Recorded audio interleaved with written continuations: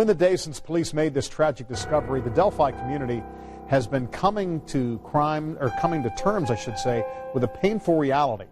Eyewitness News reporter David McAnally went back to the scene of the crime today, where neighbors still don't understand how this could happen to two young girls. Dave? As police continue a very methodical investigation here, going down every road in the search for clues, some folks who live near the crime scene, they fear that their road will never be the same. The crime scene Thursday, a place property owner Ron Logan knows well, but never thought he would know for something so tragic. I can't really wrap my emotions around it. It's so mind-boggling. I haven't really caught up. It hasn't caught up with me yet. Up and down the hills, across that bank now circled with crime tape, his son grew up playing here. Never in your wildest dreams do you think that he comes down here to play, he won't come back home. He and his friends grieve for the victims, Liberty German and Abigail Williams, both 13. That's why we come back. He goes, I want to show you what it looks like. You couldn't carry someone up and down these hills. It's hard to walk by yourself. We've been able to identify almost everybody else that's been on that trail, and this gentleman has not been identified, and we want to know what he saw, what he might have seen on the trail. Did he see somebody else that maybe some of the others didn't see? The Sheriff's Department says the trail photos of a man released Wednesday have brought in about 200 tips, and they're checking every one of them, they say. Police want to talk to the man because he was on the trail about the same time as the victims. I think they feel confident that we're going to get this guy or guys that were involved in this, and I think they're feeling confident that it's going to happen sooner than later. Back at the crime scene, hoping for answers. This place is never going to be the same. It'll never be the same, really. I mean, everybody will be, they'll be very vigilant now from here on out when they come down here.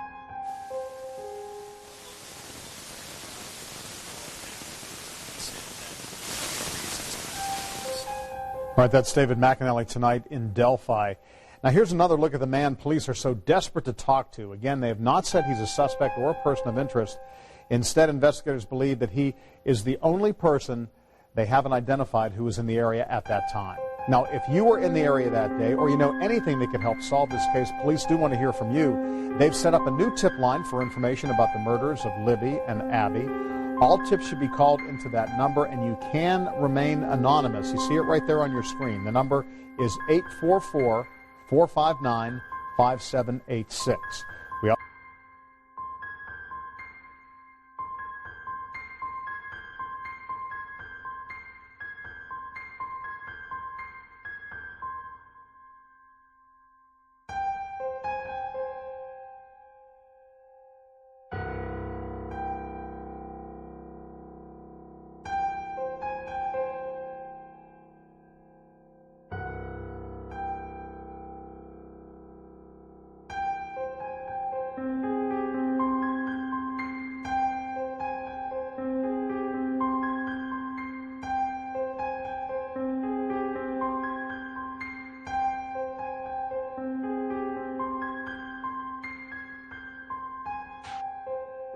Okay, check. Hello, everyone.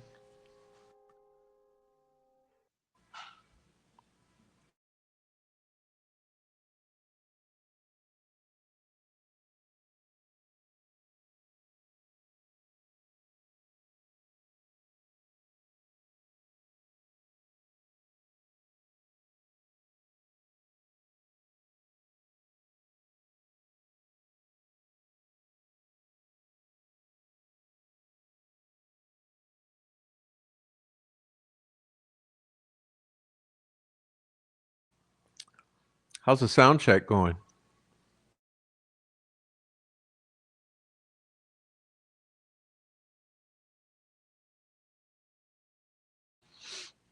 All right, so thanks everyone for coming over. Tell everyone we're over here. Please tell everyone we're here. So tonight I want to bring in this this documentary I saw today from Indiana. I mean, it's unbelievable, okay?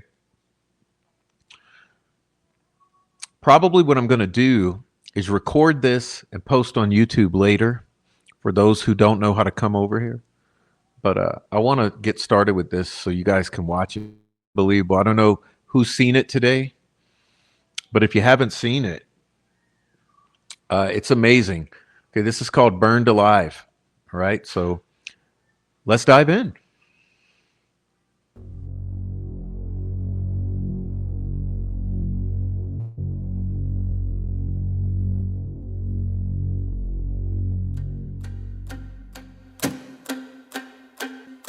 Josh wasn't always an innocent person. He was a good person that did dumb things. I've cried every day since my brother passed. How did your brother die? By fire. He was trapped in a cell. I started seeing smoke. Everybody started yelling, "Hey, fire, fire, fire." Nobody's there. Nobody responded. Where are they? Did you get a call about that fire? No, we did not. Something don't add up. The fire may have happened accidentally, but my brother dying was deliberate. That guy did not have to die. They just walked away from him. Do you recall any other fires? Oh, man, a lot of fires. Sparks is shooting I out. thought changes were going to be made. How did this happen? Again. Have you gotten any answers to that question? No. If nothing's done about it, people are going to keep dying. A person is getting roasted to death. This is real life stuff. There's a whole different world in here. Nobody deserved to die that way. Nobody. It's horrifying. Among the worst things that I've ever seen. I hope people don't turn away.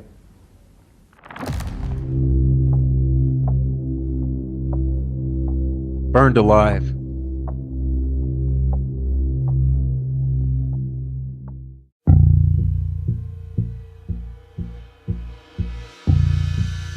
Indiana State Prison in Michigan City.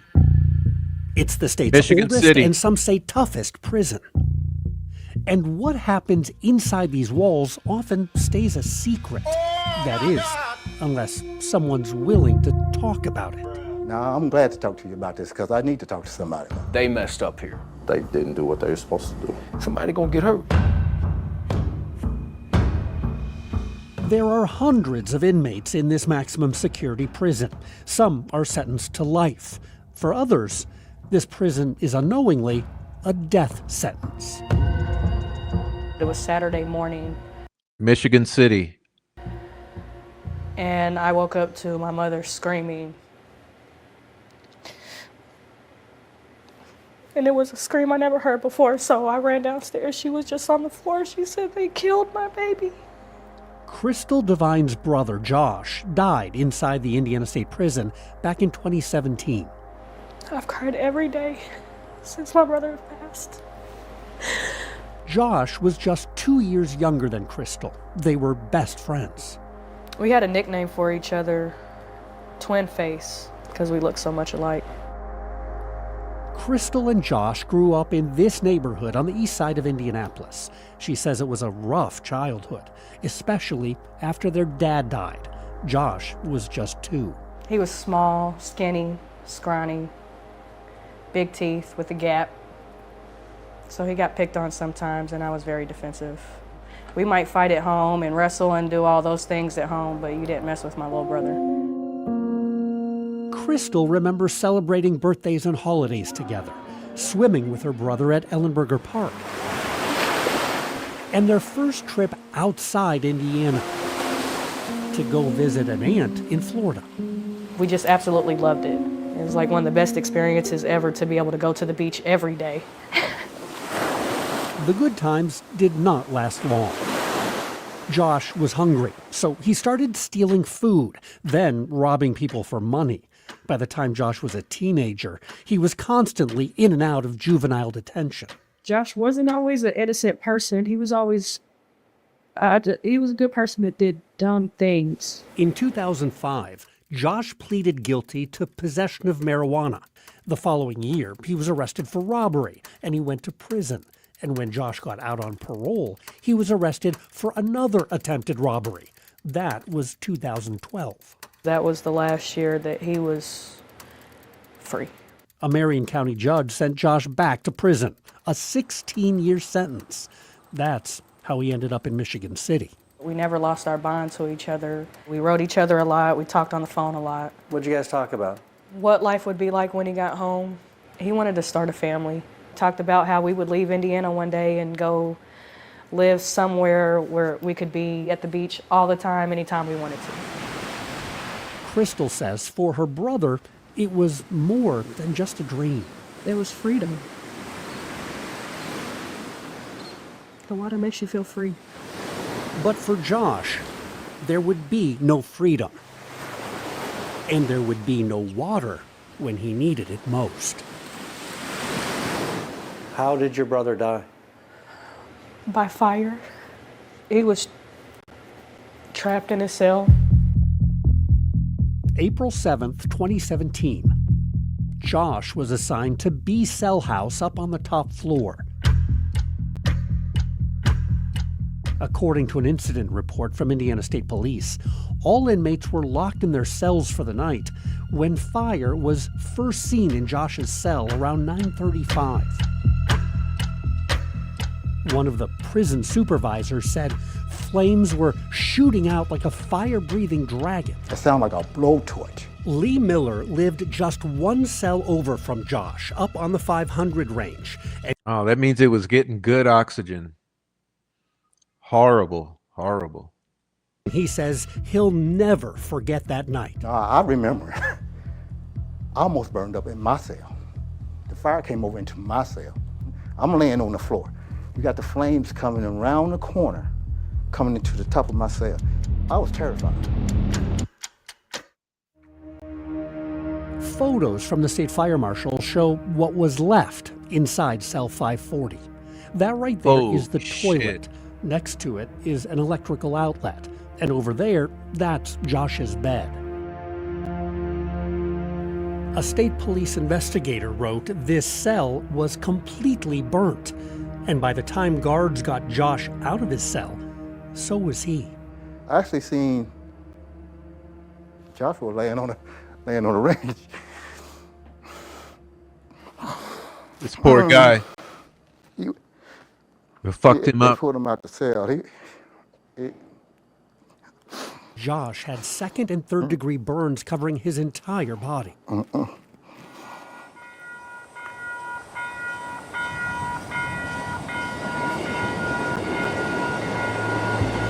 Unbelievable. The very next day, Indiana State Prison sent a press release claiming the deadly fire inside Josh's cell was started by Josh. And some prison staff claimed the fire was the result of Josh cooking methamphetamine inside his cell. I just know it wasn't. He wasn't doing any of those things they tried to say he was. She's right. Testing of Josh's cell showed no signs of any drugs, and a state fire marshal investigation determined the fire was accidental.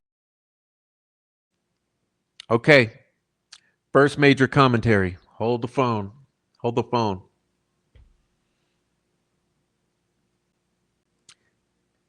You cannot allow these people to investigate themselves. Can we all agree on that? I mean, this is something that me and my friends have consistently been discussing the past several months. When it goes to Indiana law enforcement, you cannot allow them to investigate themselves. Did you just catch that? Let's back this up.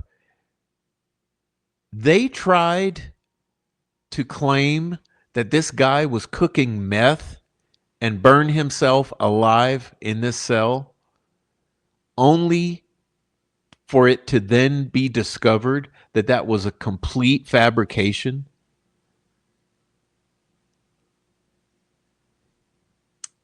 Let's back it up.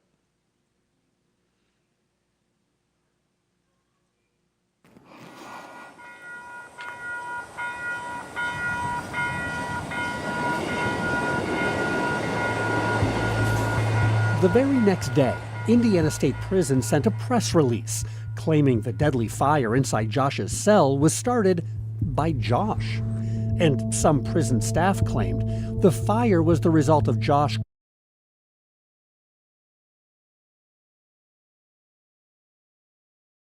See it? See it?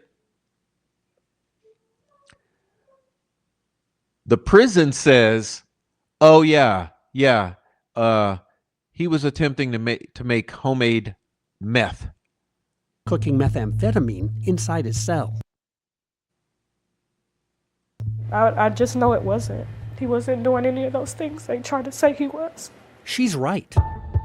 Testing of Josh's cell showed no signs of any drugs, and a state fire marshal investigation determined the fire was accidental, probably caused by an electrical event that started around his TV. It's so crushing. Crystal cannot stop thinking about the fire. And I've had nightmares about it, of me trying to save my brother, and I can't never get to him. And nearly 9 years later, it also still impacts the inmates who witnessed the fire. It's been with me forever. The nightmares, and you still hear the screaming. Sound like a toddler screaming for his mother. The way he screamed in agony. I mean, a person is getting roasted to death. And while they're still haunted by what happened, they say what really terrifies them is what did not happen. Why are they not coming? Where are they? They chose not to come. They chose. It was a choice. Did you get a call about that fire? No, we did not. Something don't add up with these fires. The fire may have happened accidentally, but my brother dying, it was deliberate. Nobody deserved to die that way. Nobody. And it's something the prison does not want to talk about. You're about to see why. This is investigative reporting. Kudos, I was seriously impressed. I am seriously impressed with this. It's about time. Josh Devine burned to death inside his locked prison cell. I don't understand that. And I don't think I ever will. Years later, his family and fellow inmates are still trying to process what happened. None of this makes any sense. I think that could have been prevented. They messed up here. You're about to learn what took place the night Josh died. The Indiana Department of Correction has surveillance video which shows exactly what happened. It also has internal investigation reports. But the department won't release any of it, claiming that would jeopardize prison security. So we got details another way. With the help of legal documents, eyewitness interviews, and thousands of pages of internal records, we assembled a detailed timeline that reveals the massive, systemic failures that led to a horrifying death. Within the walls of Indiana State Prison, each inmate is assigned to a specific housing unit. On the day of the fire, B Cell House was just about full. The Department of Correction denied our request to go inside the cell house for this investigation. But years ago, our cameras were allowed in. So using those prior visits, historical photographs, and internal prison documents, we created a 3D model of B Cell House so you can see inside. There are 230 cells divided between 5 floors. Each floor is referred to as a range, with 23 cells facing the north and 23 facing south. Along the outside edge of each range is a narrow walkway, and that is bordered by a reinforced metal fence. The only way to get up and down between the floors is by stairs at each end of the cell house, and on each floor, locked gates separate the cells and the stairs.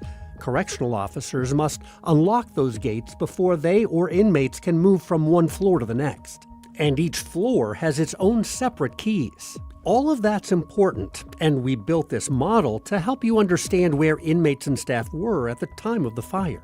Josh Devine was here in cell 540, and right next door, Yeah, he was my neighbor. Lee Miller was in 538. Straight down, in 338, was Michael Gianfano. He was 2 ranges above me, but I was right below him. And a little further down from there, My name's Dustin McGuire. My name is Oscar Hall. Dustin was in cell 242, Oscar in 138, and Lee Travis Griffin was up in cell 430. He says all of the inmates on the north side of B Cell House could see Josh clearly on the night of the fire. I can look into his cell, he can look into my cell from the windows. These windows that line the entire length of B Cell House, inmates say they served as a mirror, clearly reflecting exactly what played out on the night Josh died. So here's what happened, according to our interviews with these inmates, as well as the official incident report from the state fire marshal, and thousands of pages of depositions showing what prison staff saw on the night of the fire. There were 3 correctional officers assigned to B Cell House on April 7th. One was designated officer in charge, but all of them were new to the prison, averaging less than 6 months on the job. Records show at 9:05 p.m. How many of you think anything has changed? See, this is 2017? How much has changed in these 9 years or so? The officer with the keys to the 500 range, the one marked there in red, she walked past Josh's cell while conducting the nightly inmate count. And according to that officer, Josh said he was doing fine. The count was completed at 9:06, and at that time, all inmates were locked in their cells for the night.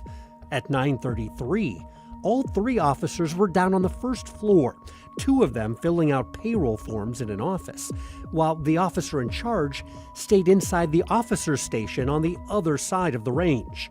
A minute later, at 9:34, back in Josh's cell, investigation reports say surveillance video showed a large flash of light. Lee Miller could tell something was wrong next door. I was smelling smoke. I said, "You all right over there?" He said, "You got some water?" I said, "No, everybody locked in. We got some water." He said, "I got a little fire going on." Others started to notice too. I smelled the smoke. I started seeing smoke. I said, "Did you get that out?" He said, "Man, I can't put it out." That's when I started yelling. We got a fire in 540. Everybody started hollering, fire on 500. Hey, fire, fire, fire. People are yelling fire. That's just what we do. If people need help, we holler. We make a lot of noise until the guards come. That's how we get their attention. But despite all the screaming, nobody's there. Nobody responded. 9:36. Where are the fire alarms? Where are the smoke detectors? Where are the breakers for this electrical system so that the minute there's a short or an electrical fire that starts, the power's not cut? 9:37. 9:38. And still, no correctional officers. We've been yelling for seemed like eternity. Where you guys at? And as each second, each minute passes, the fire is growing. So you got what? 10, 15, 20 guys yelling, screaming, there's a fire. No one hears a thing. 9:40, 5 minutes after the fire started, surveillance cameras clearly showed both smoke and fire inside the cell, with Josh still locked inside. I could see him, standing at his bars, and I could see the fires behind him, and then he's yelling, screaming. And as Josh's screams got louder, inmates say so did theirs. And I'm like, why ain't no officer coming? I'm sure they hear the whole cell house is yelling by this time. There was absolutely no way that they couldn't have heard that. I don't care where you're at in that building. But the 2 officers working on their timesheets down in the first floor office, they told investigators at that point they didn't hear anything. 9:41. 9:42. 9:43. That's when the officer in charge down in the guard station said he first noticed inmates yelling about the fire. At 9:44, he climbed the front stairs all the way to the top and then made his way down to cell 540, where Josh was pleading for help. The officer said the back of the cell was covered in flames from one end of the wall to the other, with Josh clinging to the bars at the front of the cell, screaming. Lee Miller says what the correctional officer did next is something he'll never forget. He looked at me, looked at him, and walked and went the other way.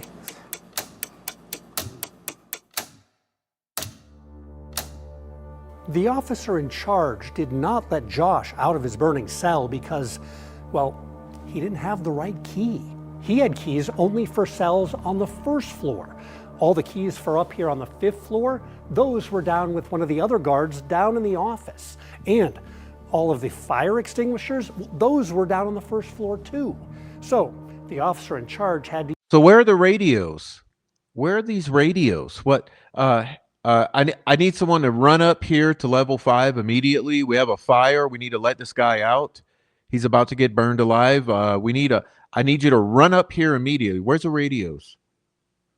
Why is there not a fire extinguisher on each floor?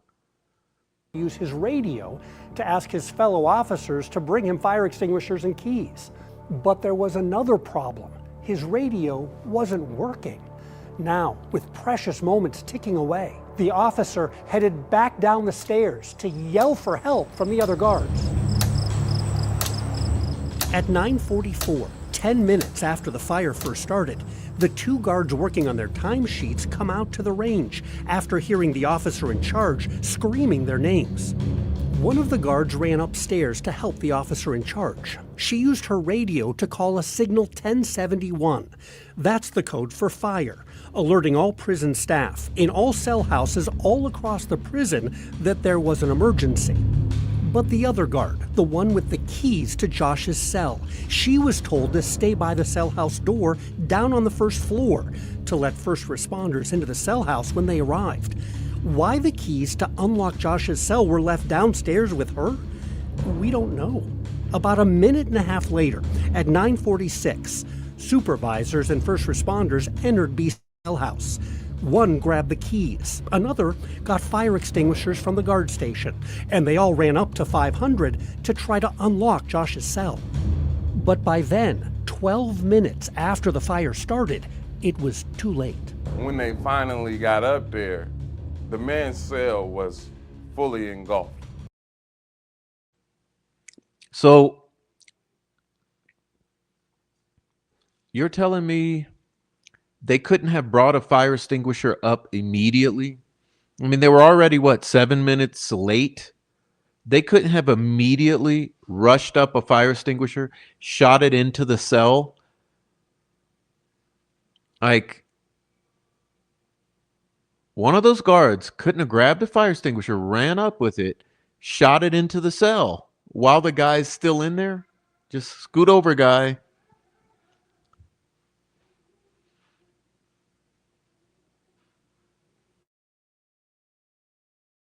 To the point that it looked like a butane torch.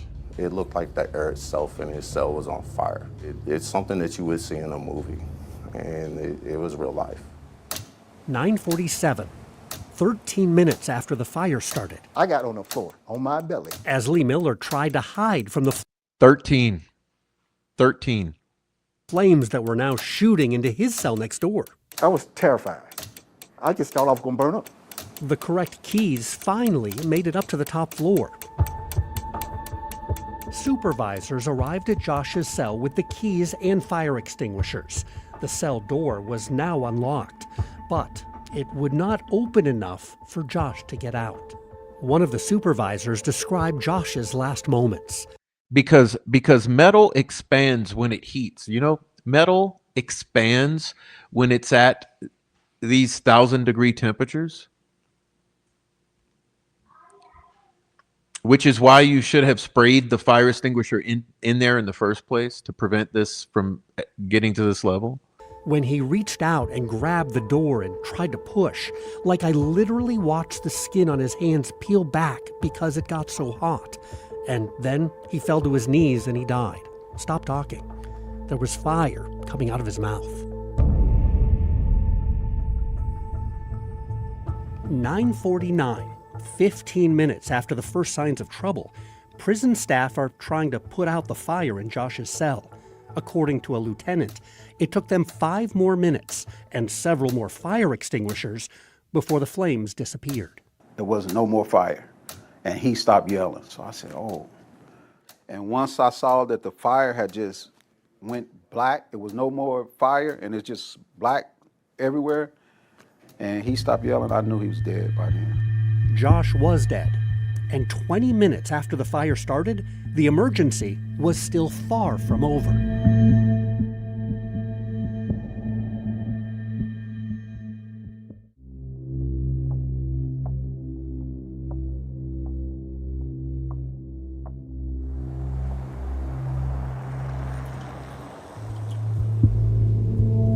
9:56. Inside Indiana State Prison, it's been more than 20 minutes since fire broke out in cell 540. Josh Devine is no longer screaming, and B cell house is filled with choking smoke, with more than 200 inmates still locked in their cells. The building was so full of smoke that you couldn't see. You couldn't see nothing. Couldn't see anything. It was like black. I'm coughing up blood. I'm coughing up soot. I was scared for my own life. I was thinking I was gonna die because I couldn't get out. Did you get a call about that fire? No, we did not. Jeff Bruder is fire marshal at the Michigan City Fire Department. Station number 1 sits about a half mile, just 2 minutes from the prison. No, I did not get a call. 2 minutes from the prison. No, I did not get a call. Let's circle back to that. I was thinking I was gonna die because I couldn't get out. Did you get a call about that fire? No, we did not. Jeff Bruder is fire marshal at the Michigan City Fire Department. Station number 1 sits about a half mile, just 2 minutes from the prison. They make the decision whether they need to call us or not, and if it's a fire that they can handle, they will definitely handle it. If not, then that's when we're called in. But there was no 911 call from the prison that night. Why did the Indiana State Prison not call for outside help when a prisoner was burning to death inside his cell, when the entire cell house was filled with dangerous smoke? Well, because Indiana State Prison has its own fire station right on site. It sits about 30 steps from B cell house, where inmates were screaming for help. And the prison has its own on-site firefighters, inmates who have the latest training and equipment to fight fires. In fact, one of those firefighters was in B cell house, cell 126, the whole time Josh's cell was on fire. But they didn't open his door. He was not released from his cell? No, he didn't get out, let out until everybody else did. Why? I don't know why. That man knew what to do. And had he been out, I think at the initial, hey, there's a fire up here, Josh would still be alive today. More inmate firefighters were scattered across other cell houses, all locked in their cells, until 9:45, 10 minutes after the fire started. That's when a prison supervisor ordered their cells to be opened so they could fight the fire. But there were more delays. After firefighters got out of their cells, it took another 3 to 5 minutes for correctional officers to let them leave their cell houses. And then they had to wait several more minutes outside the locked firehouse. All their firefighting gear sat inside, useless, until a supervisor showed up with a key. I was pissed off. I was mad, because I know if you let us do our job, we'd do our job. Don Mahone is an inmate, and he was assistant fire chief on the night of the fire. As he entered B cell house, he remembers hitting a thick wall of smoke on the 3rd floor, where inmates were pleading for help. They were screaming, telling me they can't breathe, help, help, help. So I go back downstairs and I tell them, I say, hey man, we got to get these guys out of the cell. Don then made his way up to the 500 range. He said communication between the staff and the firefighters was so bad, he had no clue what to expect when he finally made it to Josh's cell, more than 20 minutes after the fire started. I had no idea nobody was in that cell. I just couldn't fathom that somebody was in there. And if somebody in the cell, I always tell them, the first thing to do is get him out of that cell. Don't worry about no fire extinguisher. Get him out that cell. Open that door. That did not happen, which led not only to Josh's death, but also to a small riot. When staff finally started evacuating the cell house, 25 minutes after inmates first started yelling for help, tempers were short and tensions were high. Inmates were angry. Yo, they was real angry. Can you blame them? Real angry. They Can you blame them? He was allowed to get burned up in the cell. The anger was about that the help didn't come. They had let that man die in that room. It was way too long. It took way too long. The response was as if someone had stubbed their toe as opposed to a man being on fire. Josh was still alive. Those few moments, if he had brought those keys with him, that man, I wouldn't be here, son. I wouldn't be talking to you. I wouldn't be talking to you right now. They just walked away from him. They could have saved him then. He just walked away. My brother could be free today. If they had just made the choice to save his life. The officers' choices on the night of the fire, those aren't the only choices that might have cost Josh his life. Buried deep inside documents and depositions, we discovered other disturbing decisions at the prison have been going on for years. People dying from human error. This ain't the first time. Just ahead, life-threatening problems at the prison that can be traced back more than a century. And I seen it with my own eyes. I was like, wow. And the chilling consequences for other inmates that continue even after Josh's death. It gets deeper, getting deeper.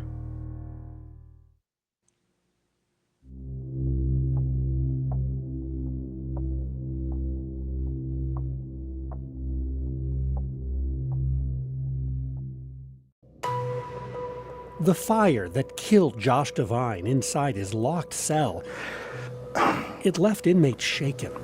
I mean, it's horrible. I think about it a lot. Despite the shock of such a gruesome death, the people who know this prison best say the deadly fire in cell 540 should not have come as a surprise. In fact, the prison's history and its own records suggest such a fire was even predictable, with dangerous conditions building for a very long time. B Cell House was built more than 100 years ago, and Indiana State Prison is even older than that. The facility opened in 1860, and it wasn't long before the prison started having trouble with fire. Inside the Indiana State Archives, on these shelves full of history, we found some of the prison's earliest records. And at the State Library, we found all these old annual reports sent directly from the warden to the governor. They show in 1872, a fire resulted in the total destruction of one of the prison's two-story brick buildings. 2 years later, fire broke out in a cell house, destroying the roof and resulting in injuries. And in 1904, the warden described a disastrous fire that burned down the prison's 3 largest factory buildings.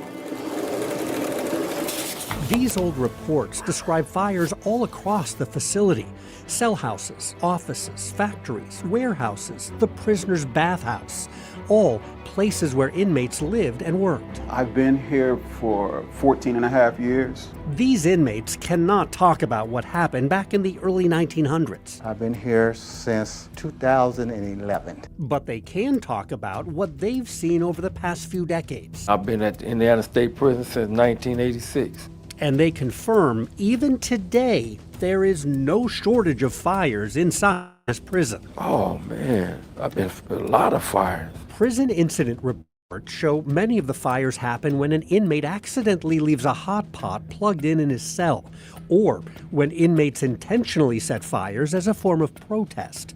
They do that by tampering with an outlet in their cell to cause sparks, igniting something flammable which is then thrown out onto the range. So people find ways to make fire. It means, over the years, a lot of prison outlets have been damaged. You know, the sockets like that, sometimes they catch on fire on their own, you know what I mean? I was down the range talking to a guy, and all of a sudden the flames started jumping out of his socket. I was like, what the? And I seen it with my own eyes. I was like, wow. Other inmates told me it's happened in their cells. I've seen where sparks is shooting out the outlet. And it was hissing and shooting fire out. As soon as you plug it in, sparks shoot out the side of the point of contact. That was back in 2017, or that's now? That is back in 17 and still today. This official incident report shows what he's talking about. It says officers saw large flames accompanied by smoke coming from the electrical socket in a prisoner's cell in B Cell House. That happened in cell 440, the cell directly below Josh's. Do you realize how old this infrastructure is here? How old? Yeah, like have any of you ever lived in an old house, 100 years old, 80 years old, even 60 years old, a house from the 50s? Like old houses with old electrical wiring with that old sort of insulation around it, no ground, or like, I'm sure you guys know about bad old electricity in old houses.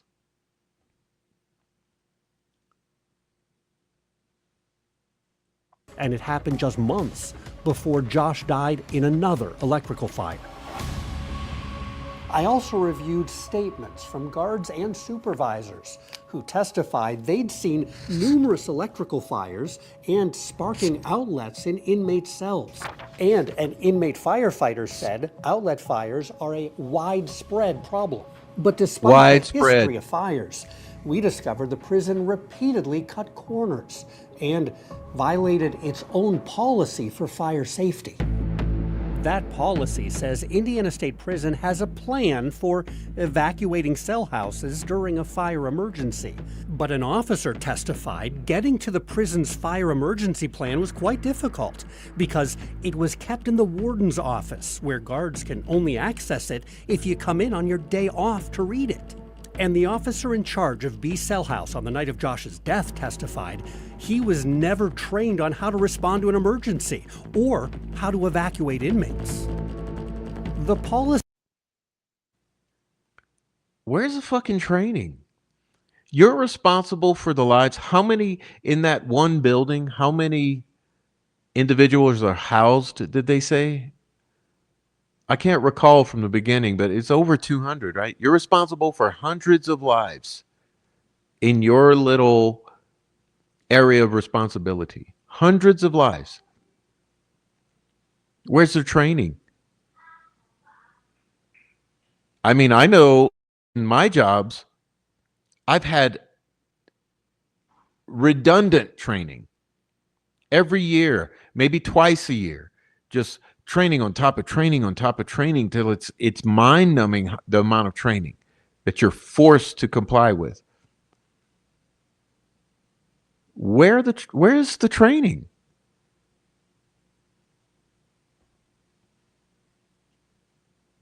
The bloodlusters will say, "Oh, don't worry, they're below human, they're subhuman. They're subhuman. Who cares? They're not worth protecting." Just like Richard Allen, like they said with Richard Allen. He deserved what he got. He wasn't tortured.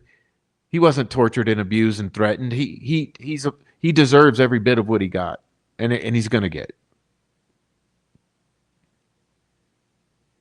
He also requires all staff to participate in regularly scheduled fire drills and to attend on-site training in fire safety. But all three guards on duty in B Cell House the night Josh died said they couldn't remember participating in a single fire drill before the deadly fire, even though prison policy requires fire drills at least 4 times each year. Oh, did you notice that said ISP, Indiana State Prison, okay? Ever participated in a fire drill? No.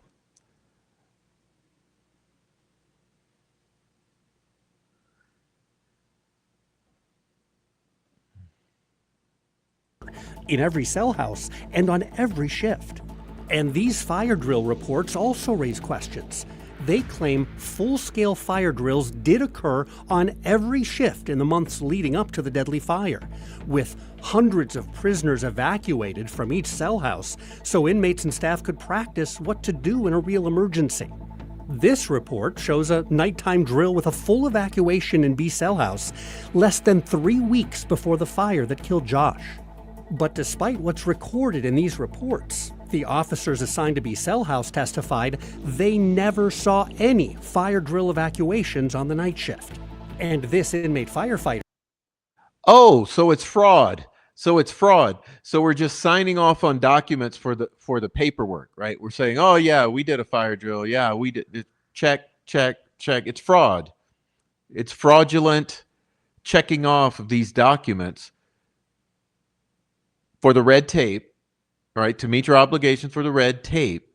In the meantime, nothing ever happens. The training never happens. You're responsible for hundreds of human beings who you're calling prisoners. Therefore, you don't give a shit. You're collecting a paycheck, and people die." Told us the same thing. At nighttime, no. They don't let nobody out at nighttime. So there were fire drills, but no one was released from their cell? I don't know why. I don't want to speculate, but they didn't do it.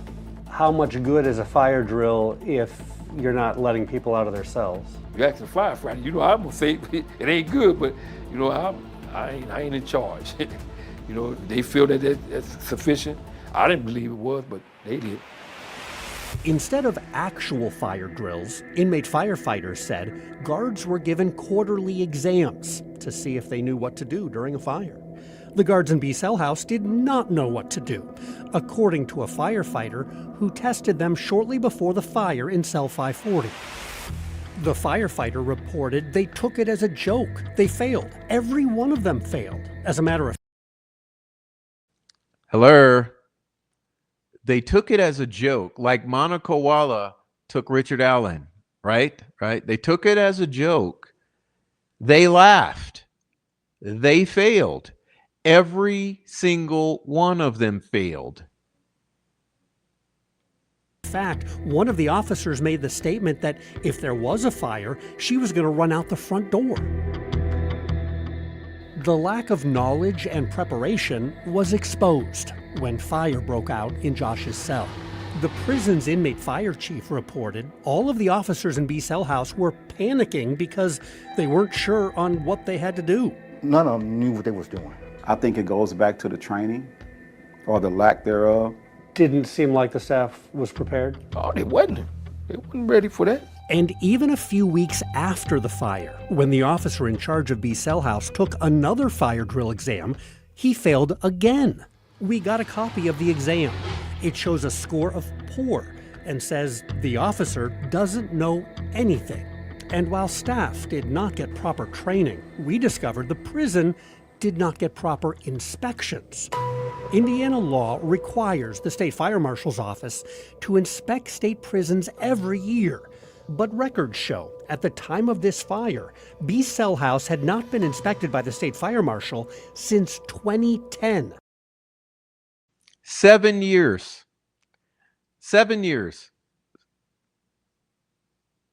7 years. Back that up again, please. As a matter of fact, one of the officers made the statement that if there was a fire, she was going to run out the front door. The lack of knowledge and preparation was exposed when fire broke out in Josh's cell. The prison's inmate fire chief reported all of the officers in B Cell House were panicking because they weren't sure on what they had to do. None of them knew what they was doing. I think it goes back to the training or the lack thereof.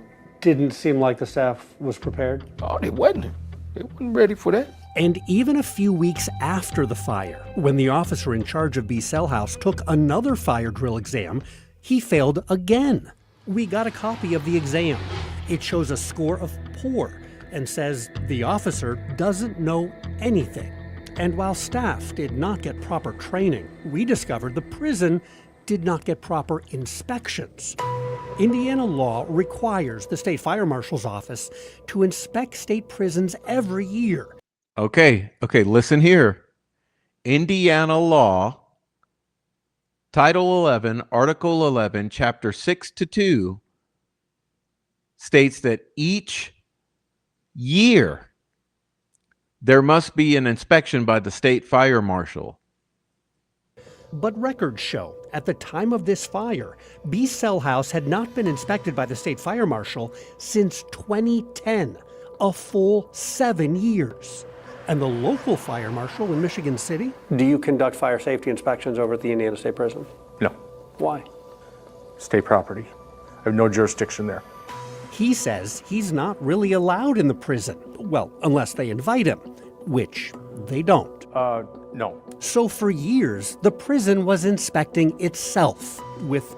Cannot allow these people to police themselves. You can't allow them to investigate themselves. You can't allow them to police themselves. Questionable results.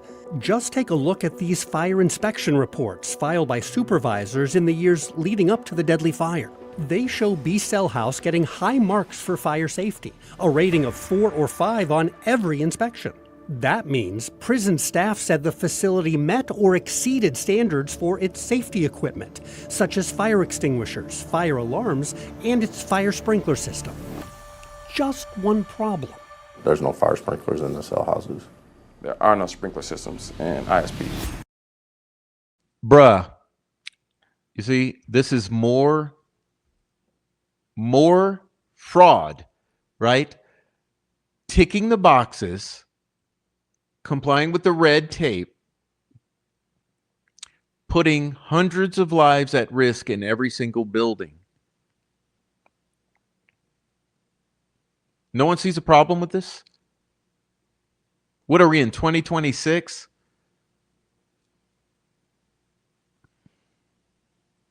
And yet, week after week, month after month, year after year, supervisors inspected, rated, and signed off on a cell house sprinkler system that doesn't even exist. They don't make any sense. I feel like they don't care.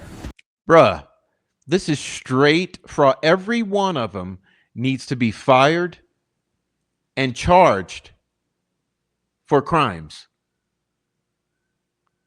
Yeah, does no one agree?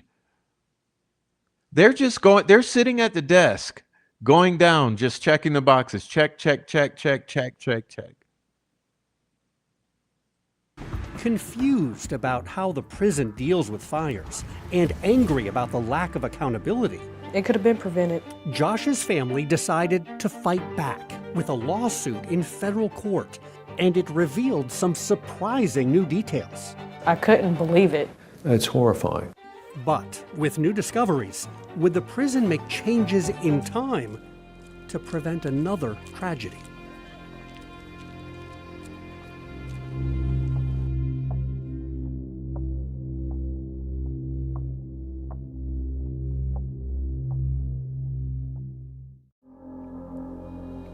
See, and I keep seeing him land on that range. I just keep seeing him land on the range. That guy did not have to die. After Josh Devine burned to death in his prison cell, it took the Indiana State Prison less than a month to complete an internal investigation.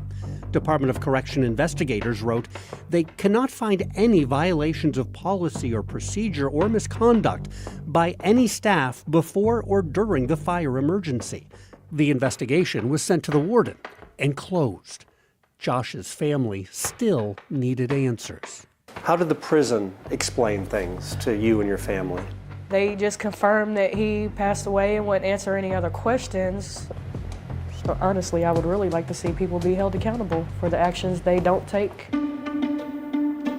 So in 2018, the family filed a federal lawsuit against the warden, several prison supervisors, and the correctional officers assigned to Be Cell House. The lawsuit claimed the state workers failed to protect Josh, alleging his wrongful death was the result of negligence and a violation of his rights. There's absolutely no reason at all that he should have suffered the way he did. He was not sentenced to death. There's no way that he was supposed to die in prison. Locke Bowman is one of the attorneys hired to represent Josh. Literally, he died because staff didn't do their job, hadn't been trained to do their job, and a preventable tragedy happened. The lawsuit meant all the officers and supervisors who responded to the fire were deposed, required to answer questions under oath. Nearly every one of them praised the response, saying they did everything they could, gave their best, and wouldn't do anything different. Sentiments shared by the warden. Good morning, men. I'm Ron Neal, superintendent here at the Indiana State Prison. We obtained this video through an open records request. It shows the warden speaking directly to inmates shortly after Josh died. Thankfully, B Cell House was evacuated quickly. Insisting there was no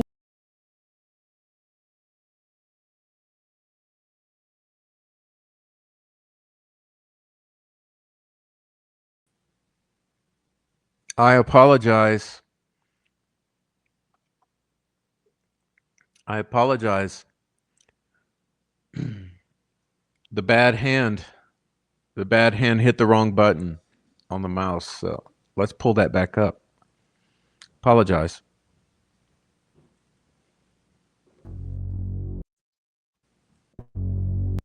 Everything they could, gave their best, and wouldn't do anything different. Sentiments shared by the warden. Good morning, men. I'm Ron Neal, superintendent here at the Indiana State Prison. We obtained this video through an open records request. It shows the warden speaking directly to inmates shortly after Josh died. Thankfully, B cell house was evacuated quickly. Insisting there was no negligence, the state attorney general's office vigorously defended the prison and its staff. Of course. The state filed legal briefs claiming all the defendants responded appropriately and acted reasonably under the chaotic and high-pressure circumstances. The AG's office argued supervisors took appropriate steps to minimize fire risks, and it said correctional staff took courageous action, performed heroically, and even put their own lives at risk while responding to the fire. Despite those claims, testimony from some of the prison's own staff painted a much different picture of what happened during the fire. One of the responding officers testified that panicked staff members in B cell house did not do what they should have done in response to the fire. The officer in charge said he was confused and concerned that his fellow officers did not respond to inmates yelling for help, testifying that those two officers just didn't pay attention to what was going on. And one of those officers admitted, "I felt really horrible because I felt like I didn't do enough." Also, powerful words from the fire chief of the inmate fire brigade. The prison would not let us see the report he wrote immediately after Josh's fire, but it's directly quoted in his deposition. The fire chief wrote, "That poor man sat in his cell screaming for help. The staff's inability to take fire seriously by not getting us out in a timely manner is partially responsible for that man's death."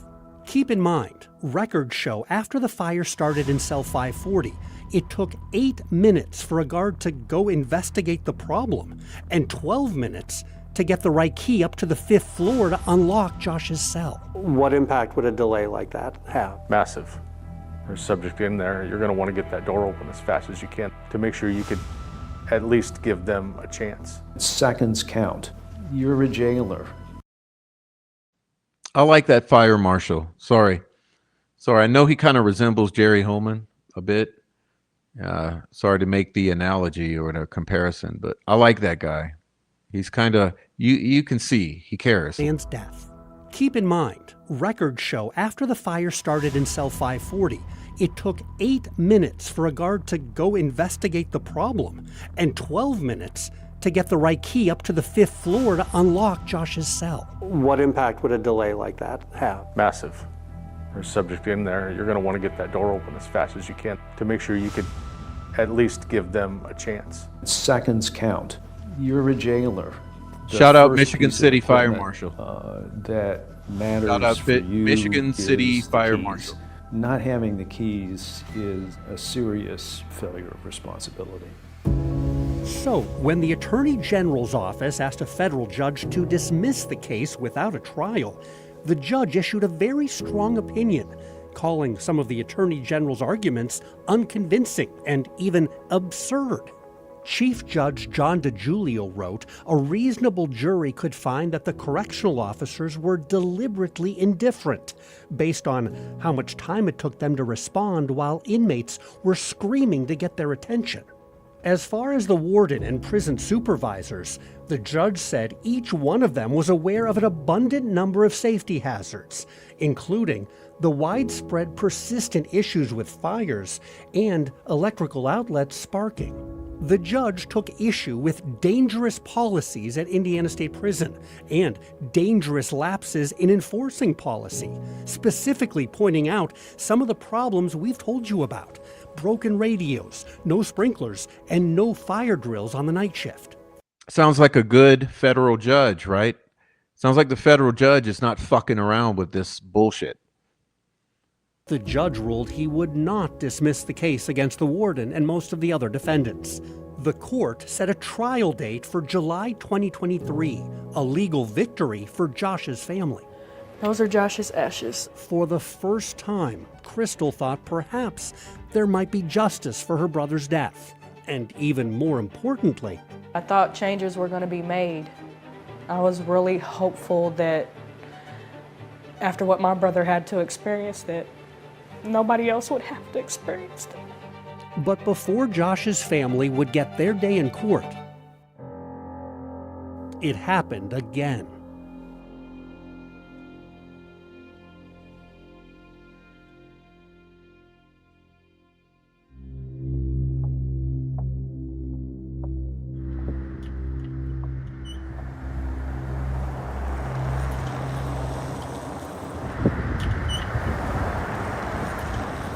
January 14th, 2023, nearly 6 years since Josh Devine died in his prison cell, and Indiana State Prison still defending itself against claims it failed to prevent a deadly fire inside B's cell house.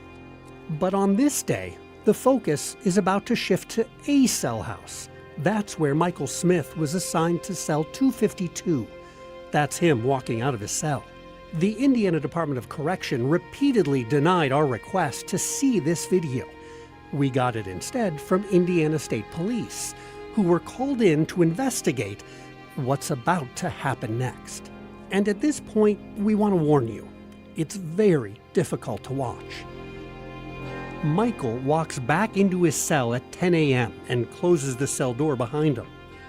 We don't know exactly what happened over the next hour or so, because like many inmates, Michael hung a sheet at the front of his cell for privacy. But right around 10:55, behind that sheet, we begin to see an orange glow.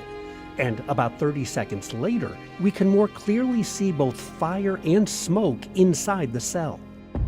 Keep in mind, as the fire quickly grows, Michael Smith is locked inside that cell. Within 90 seconds, other inmates come to their cell doors to see what's going on. Once again, start smelling a little smoke. One of those inmates was Lee Travis Griffin, who had been transferred to A cell house. After Joshua Devine, I'm always on edge when it comes to fire. Lee Travis was in cell 358, just about 30 feet away from that fire, and he could hear Michael yelling for help, at least for a moment. After he screamed for help and that there's a fire, he ain't saying anything else. Everybody's around him loud enough that you ain't hearing him say anything. Everybody else is pretty much screaming, get him out of there. 2.5 minutes into the fire, Michael Smith tears down the sheet and he tries to shield himself from the fire. And at this point, we're gonna pause. And when we restart the video, we're gonna place a box over part of the cell because what happens next is simply too horrible to show. Just know behind that box, Michael is inside that cell down on the floor fighting for his life as he waits for prison guards to come help him. The first correctional officers arrive roughly 3.5 minutes after the first signs of fire. By then, the cell is an inferno. The two guards bring one fire extinguisher, and it's the wrong kind to fight this type of fire, offering only a weak stream of water. After a few moments, they retreat and run back down the range as the blaze gets even bigger. At 10:59, 4 minutes into this emergency, it appears the locks on some cells are remotely disengaged. A few inmates are able to run away, others still trapped, including Michael. By the time guards return with another fire extinguisher, more than 4.5 minutes after the fire started, Michael has already been consumed by the flames. About a minute later, an officer is able to pull open the door to cell 252, but the fire is still too hot to get Michael out. A second chemical fire extinguisher, still not enough to fully put out the flames. About 7.5 minutes after the fire started, inmate firefighters arrived to keep battling the fire and to remove Michael's body from his cell.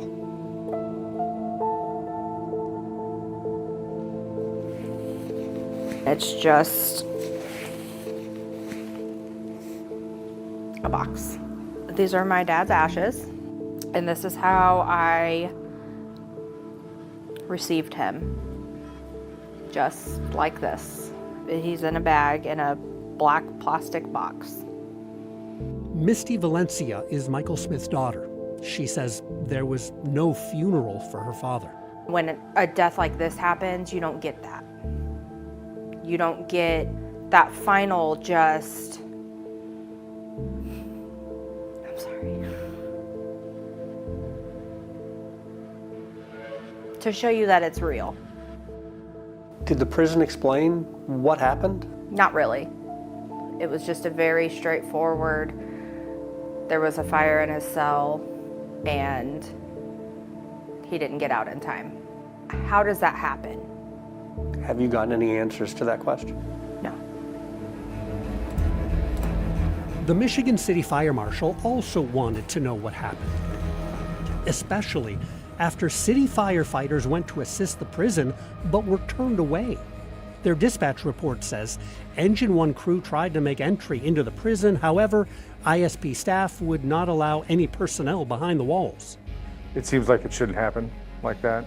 The city fire marshal was suspicious. And I immediately called for the state fire marshal because I felt I didn't want another 2017. I felt the fire needed to be investigated. Within 2 hours, Jeff Bruder was inside the cell house, right alongside an investigator from the state fire marshal's office. Together, they looked for clues and documented what they saw in cell 252. What was left inside that cell? Rubble, charred walls, charred ceiling, no paint. The paint was just burned off the concrete walls. Everything's charred.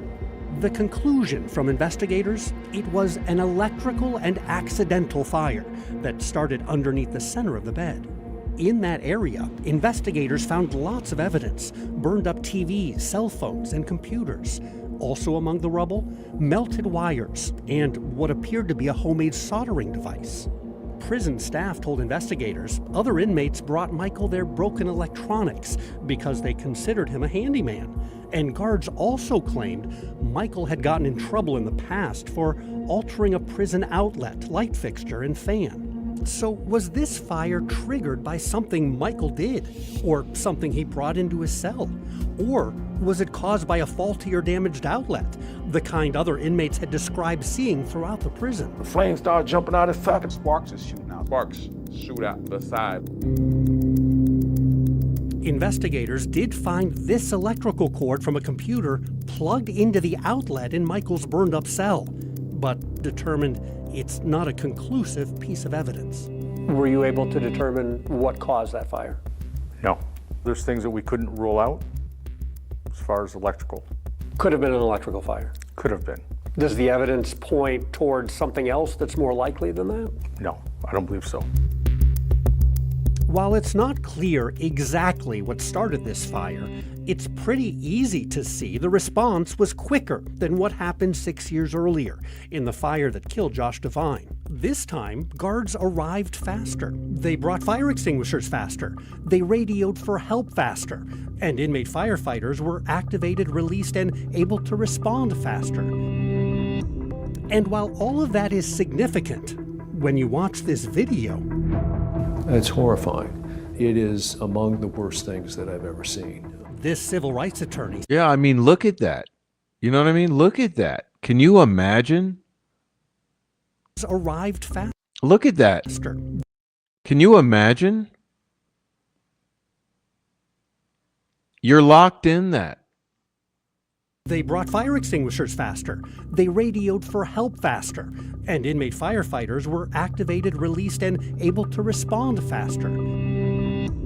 And while all of that is significant, when you watch this video, it's horrifying. It is among the worst things that I've ever seen. This civil rights attorney says you can still see disturbing similarities between the two deadly fires. Corrections staff are at the critical moment not physically present. They're not physically there where they need to be. It happens in the Josh Devine fire. It happens again in the Michael Smith fire. Was the response here not faster? Fundamentally, the response to this fire was not fast enough. He should have been helped, and he wasn't. And there are other similarities. Inmates say, again, guards did not respond immediately to prisoners' initial screams for help, which wasted valuable time. You still have no way of getting someone's attention during an emergency. It was quicker than 2017, but just as poor. You still came at a point that the fire couldn't be contained to save this man's life. And like before, there's also the question of training. While correctional officers remembered to bring a fire extinguisher when they first responded to the cell, they came with a simple water canister, not one of the prison's many chemical fire extinguishers, which are far more effective on a wide variety of fires. It's an important detail included in these quarterly fire drill exams that correctional officers are supposed to be quizzed on several times each year. Also, despite a raging, deadly cell fire 6 years earlier, just like this one, Indiana State Prison still had no fire sprinklers in its cell houses to help save Michael Smith. And those mandatory state fire marshal inspections, the ones that are required every year, we found once again they did not happen. The state fire marshal's office inspected all Indiana State Prison cell houses a few months after Josh Devine died in 2017. But records show during the next 5.5 years, they never came back. And even more startling, we discovered the state fire marshal failed to inspect the cell houses even after Michael Smith burned to death. We learned that when we asked to see the fire marshal's recent inspection reports in the summer of 2024. They told us they didn't have any. No fire inspections completed for those years. Within weeks of our request, the state fire marshal resumed its annual inspections that are required by state law. The fire marshal's office told us it conducted only 2 of those inspections during the previous 14 years due to an oversight. That's especially troubling based on what the local fire marshal noticed as he walked through a cell house on the day Michael Smith died. What did you see? Homemade extension cords, some type of charger, homemade plugs. Are those fire safety concerns? Definitely. A spark can start a fire within minutes, seconds. He was in a place that people are paid to keep him safe, and he wasn't safe. Misty is well aware her dad and other inmates here were convicted of serious felonies. She says that's no reason to look away from what's happening inside. These people have families that love them and care about them. I don't agree with the crimes that are committed. But again, he was not sentenced to death, and he certainly wasn't sentenced to be burned. I couldn't believe it when I heard that it happened again. It's just so heartbreaking, because these are people that are loved. No matter what anybody else thinks, these are people that are loved, and somebody is waiting for them. The wait for Crystal and for Misty, it's now a wait for change. We're not going away. If nothing's done about it, people are going to keep dying. Next, how Josh's horrible death prompted a historic ending and a new beginning.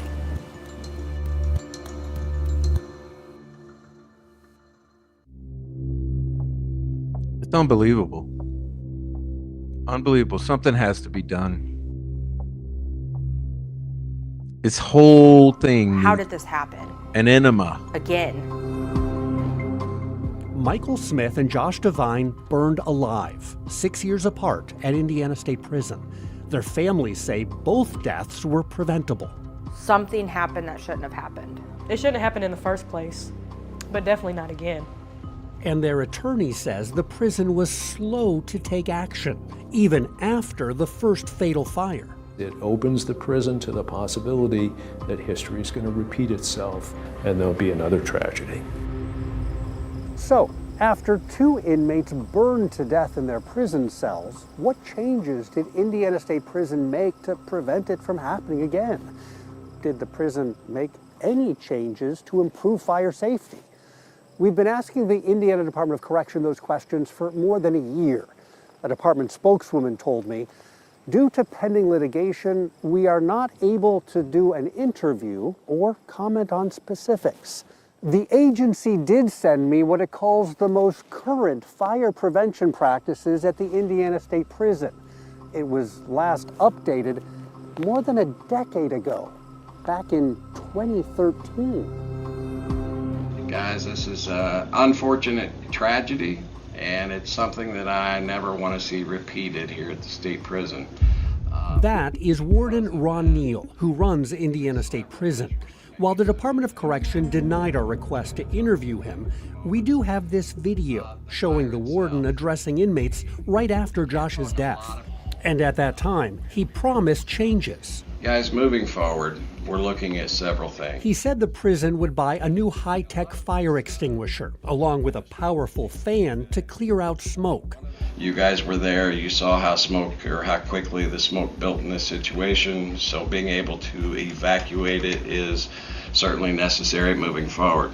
He also announced what's called a prison-wide shakedown, requiring inmates to get rid of excess property, including banned electronics, to reduce the risk of fire in their cells. Guys, this is not a punitive thing, but this is for your safety. So moving forward, we are going to be going from cell house to cell house or housing unit to housing unit and doing a purge.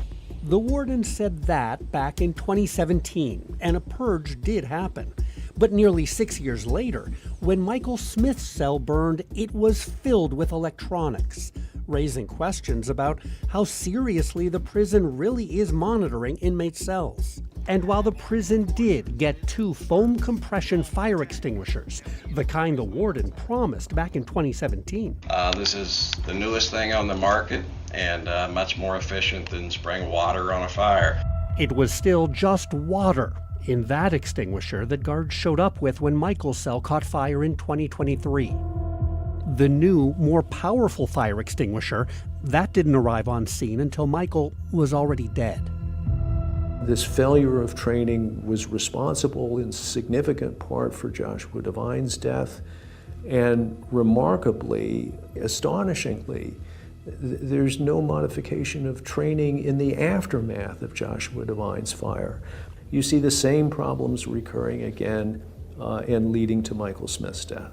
I know that I can't rely on these people to save me. Since the deaths, inmates say they haven't seen many changes either. No, it's the same. Business as usual. They tell me the only improvements they have noticed, well, in each cell house, fire extinguishers are now located on every floor, not just down in the officer's station. The prison now gives inmates metal boxes to store their property, not cardboard boxes, which are more flammable. And inmate firefighters have all been moved into the same housing unit to improve their response time. It's a change that was long overdue. How long? Wow. Well, take a look at the prison's inspection report from the state fire marshal all the way back in 1918. He wrote, inmate firefighters are housed in different cell houses some distance from the fire station.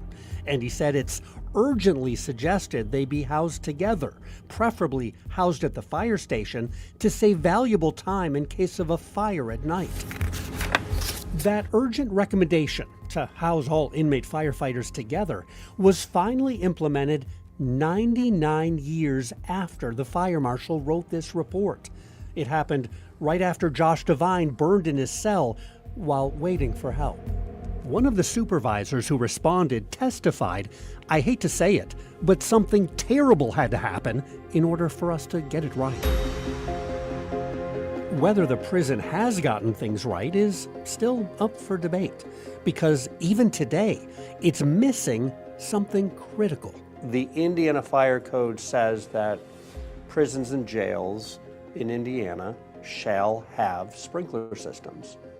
Why doesn't the Indiana State Prison have a sprinkler system? I can't comment on that. Steve Jones is the state fire marshal. He said for legal reasons, he would not.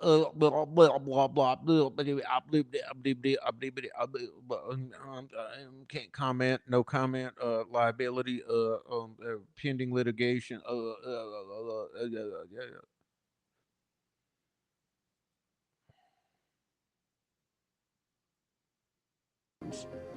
Why doesn't the Indiana State Prison have a sprinkler system? I can't comment on that. Steve Jones is the state fire marshal. He said for legal reasons, he would not answer any questions about the deadly prison fires. I'll ask it in a more general way. In Indiana right now, what are the safety requirements when it comes to fire suppression systems in jails and prisons? It would depend on when the building was built. So let's talk about that. This is when A cell house was built. It's the cell house where Michael died. B cell house where Josh burned to death, that was built even earlier. Not a lot of fire codes in 1906. Exactly. What code applies to a building that might be well over 100 years old? Where would we go to find that information? Many times it doesn't exist anymore. Those buildings back in those days, they never met the requirements. And so they stay that way. The reality is there were no state fire codes at the time buildings like this were built. State archives show it was the 1920s when Indiana passed. So we can't fucking retrofit them? You can't retrofit a sprinkler system into these buildings? I mean, have you seen what they do with these old warehouses in the cities to make condos, right? You go to any city, you go to a warehouse district, and you look at the high-priced condos, what they've done within those old buildings. What they won't tell you is this is because they consider them subhuman, right?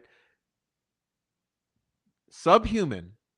They don't deserve the same protections that the guys in the state house get. Passed its first statewide building code. And even though sprinklers were widely available back then, the state's early building codes did not require them in prisons. That didn't happen until decades later. A new prisoner jail being built today would have to have a fire suppression system? Yes. Any building that people can't self-evacuate, like a hospital, nursing home, jail, those types of buildings in the most current code require sprinkler systems. But old prisons like this are exempt from the updated codes. No fire sprinklers required. The state fire marshal said he supported a law Indiana passed 20 years ago, requiring all Indiana nursing homes, no matter how old, to be retrofitted with sprinkler systems. Lawmakers did that to protect the elderly from deadly fires. But they did not extend that same protection to thousands of inmates locked in prison cells. The prison system is our prison system, and the way it operates is a reflection of our values as a society. I think there should be sprinklers in any building that holds that many people. Why wouldn't you have that? It's such a basic thing to have. And when you have so many people, there's so many lives at risk. After Josh Devine died in 2017, incident reports show at least 200 more fires inside the prison, including some involving electrical outlets. And we're not talking about just little fires. These reports show some fires with flames and smoke pouring out of cells, fires resulting in serious injuries and in death. It's something that keeps inmates awake at night. You have a spark here, a spark there. It don't take much to ignite a fire, and now I'm in the same situation that Joshua Devine was in. That man died in his room, just like I think I could die in my room. So I think about it a lot. I shouldn't have to live in a place where I'm scared to go to sleep because I might not wake up because my cell might catch on fire. That's preventable. But would a jury agree with that? Josh's family was ready to take their case to trial. It was scheduled for this federal courtroom in the summer of 2023.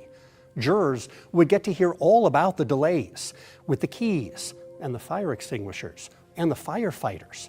They would get to hear testimony about the lack of training, about missed fire drills, and about the broken radios.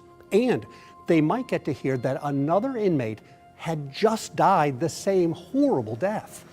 Turns out, a jury never heard a word about any of it. 3 months before the trial was scheduled to begin in federal court, the Attorney General's office offered a settlement. To avoid going to trial, the state agreed to pay Josh's family nearly $4 million. That is a significant settlement. One of the largest inmate death settlements the state has ever paid. Even after the settlement, money doesn't make things go away. I feel like they took my life away from me. Not only my brothers, but they took my life too.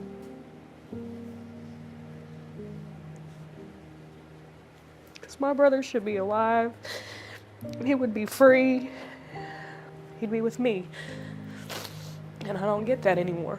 The Devine family reluctantly finalized their settlement with the Department of Correction in July of 2023, 4 days before what would have been Josh's scheduled release date.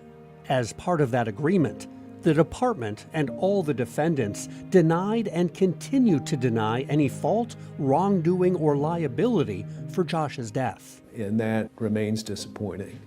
But having said that, the state didn't pay nearly $4 million to Josh Devine's family because they truly believed that they did nothing wrong. Do you worry that there will be another Joshua Devine and another Michael Smith? I do. I feel like it could be any day. I do. I think about it often. I think about another family getting that call. And it's heartbreaking. It's why Michael Smith's family has filed a separate federal lawsuit to hold the state accountable and to highlight what Misty calls ongoing dangers inside this old prison. You can't brush it under the rug. We're not going away. Changes need to be made. There is another tragedy on the horizon. There's an ability to take steps to prevent it, but if they're not taken, I'm very concerned that history again will repeat itself. If nothing's done about it, people are going to keep dying. Crystal is still speaking out, even though she now lives more than 11 hours from the prison where Josh died. After the settlement, she decided to move south, partly to get further away from what still seems like a horrible dream, and partly to keep a promise to her little brother. I decided that I was going to go live the life that me and Josh talked about, where the sun shines more, where we can go to the beach any day we want to. When I go, I say, "Brother, we're here." I write his name in the sand. I feel like I have to live life because he didn't get to.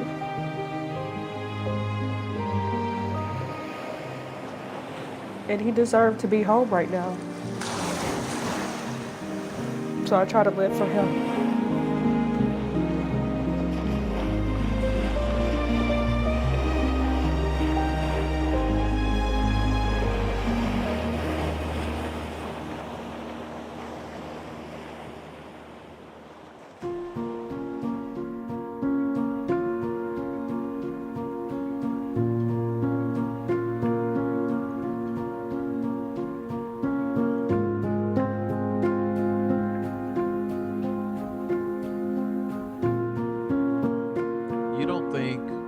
That $4 million that they couldn't have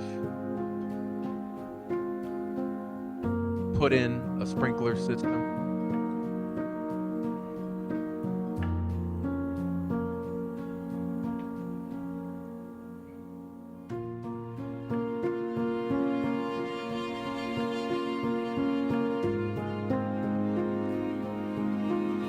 They paid that $4 million to avoid the bad press.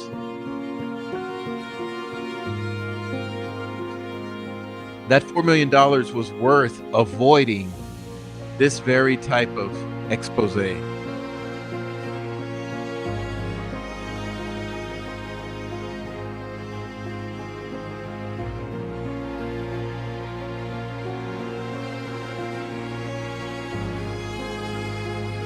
So good work. Good work. Thank you, 13 Investigates.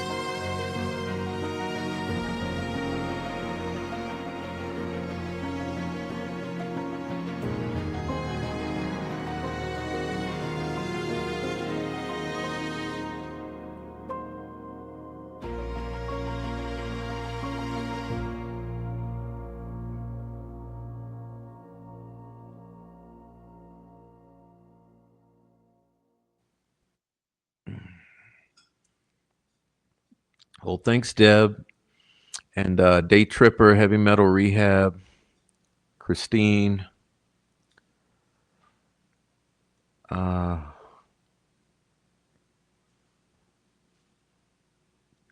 know Carol was here.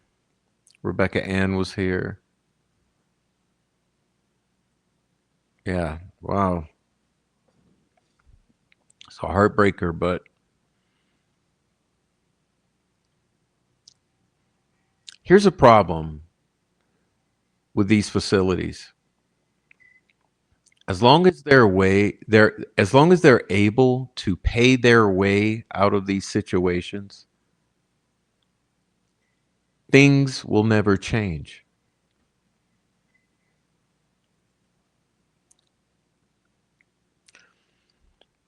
And as many of you know, I have a very personal connection to these sorts of stories. Because every time they will pay to shut you up. And as the attorney there said, there's another horror story waiting to happen. History will repeat itself.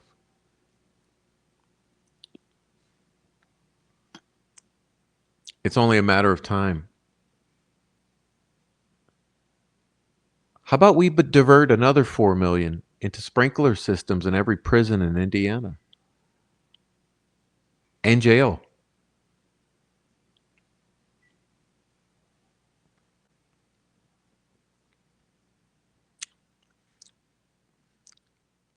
Like I said, I really did. I was impressed by that. And so I wanted to share it tonight. And I thought this was a good place to share it. So thanks to everyone who was over on YouTube for the first portion and everyone who came around here, because we had 15. Yeah. It's hard to get people over here, but thanks for coming over. I hope everyone has a good night. It's Friday. Happy Friday. And happy Saturday, and have a good weekend. And God bless. And my heart goes out to the victims' families there. I want to thank you for sharing your stories, and the inmates who had these traumatic experiences witnessing all of this. Anyhow, God bless everyone. Okay, see you later.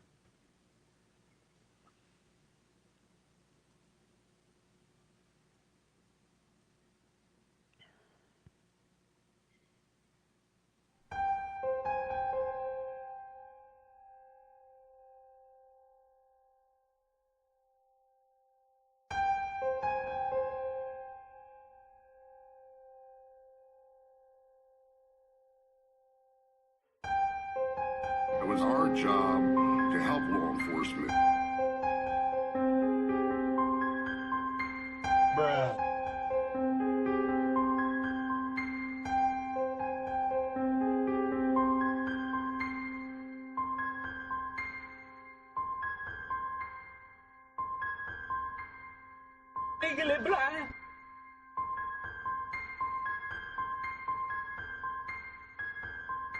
Now, in the days since police made this tragic discovery, the Delphi community has been coming to terms, I should say, with a painful reality.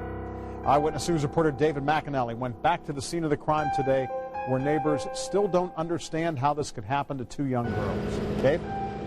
As police continue a very methodical investigation here, going down every road in the search for clues, some folks who live near the crime scene, they fear that their road will never be the same. The crime scene Thursday, a place property owner Ron Logan knows well, but never thought he would know for something so tragic. I can't really wrap my emotions around it. It's so mind-boggling. I haven't really caught up. It hasn't caught up with me yet. Up and down the hills, across that bank, now circled with crime tape, his son grew up playing here. Never in your wildest dreams do you think if he comes down here to play, he won't come back home. He and his friends grieve for the victims, Liberty German and Abigail Williams, both 13. That's why we come back. He goes, I want to show you what it looks like. You couldn't carry someone up and down these hills. It's hard to walk by yourself. We've been able to identify almost everybody else that's been on that trail, and this gentleman has not been identified, and we want to know what he saw, what he might have seen on the trail. Did he see somebody else that maybe some of the others didn't see? The Sheriff's Department says the trail photos of a man released Wednesday have brought in about 200 tips, and they're checking every one of them, they say. Police want to talk to the man because he was on the trail about the same time as the victims. I think they feel confident that we're going to get this guy or guys that were involved in this, and I think they're feeling confident that it's going to happen sooner than later. Back at the crime scene, hoping for answers. This place is never going to be the same. It'll never be the same, will it? I mean, everybody will be, they'll be very vigilant now from here on out when they come down here.